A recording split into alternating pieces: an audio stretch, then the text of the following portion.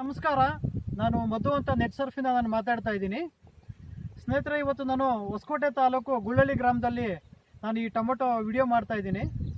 ಬೇಸಿಕ್ಕಿಂದ ನಮ್ಮ net Surf product ಬಳಕೆ ಮಾಡ್ತಾ ಬಂದಿದ್ದಾರೆ ನಮ್ಮ ವಿಜಯಣ್ಣವರು. ಸೊ ಅವ್ರ ಕಡೆಯಿಂದ ನಮ್ಮ ಪ್ರಾಡಕ್ಟ್ ಯಾವ ಥರ ಇದೆ ಅಂತ ತಿಳ್ಕೊಳ್ಳೋಣ. ಅಣ್ಣ ನಮಸ್ಕಾರ. ನಮಸ್ಕಾರ.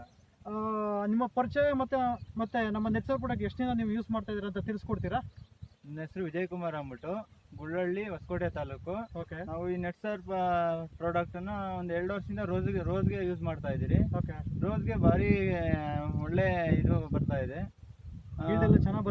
ಚೆನ್ನಾಗಿ ಬರ್ತಾ ಇದೆ, ಇಳುವರಿನೂ ಚೆನ್ನಾಗಿ ಬರ್ತಾ ಇದೆ. ಮತ್ತೆ ಕಲ್ಲರು ಅಷ್ಟೇ, ದೊಡ್ಡ ಅಷ್ಟೇ, ಮತ್ತೆ ಚಿಗುರು ಅಷ್ಟೇ, ಮೇನ್ ಚಿಗುರು. ಮತ್ತೆ ಏನಾದ್ರು ಎಷ್ಟು ರೋಗ ಇದೆ ಅದಕ್ಕೆ ಭಾರಿ ಕೆಲಸ ಮಾಡ್ತಾ ಇದೆ.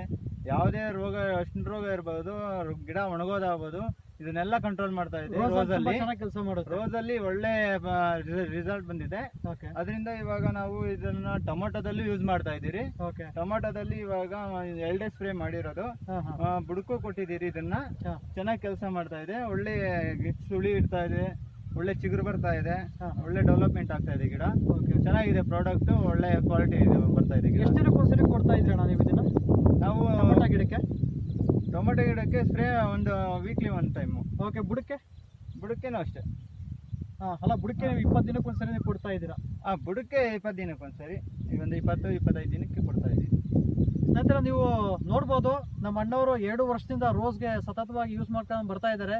ಒಂದು ರೀತಿ ಒಳ್ಳೆ ರಿಸಲ್ಟ್ ಕೂಡ ಬಂದಿದೆ ಅವ್ರಿಗೆ. ಪ್ರಾಡಕ್ಟ್ ಮೇಲೆ ತುಂಬ ನಂಬಿಕೆ ಕೂಡ ಇದೆ ಅವ್ರಿಗೆ.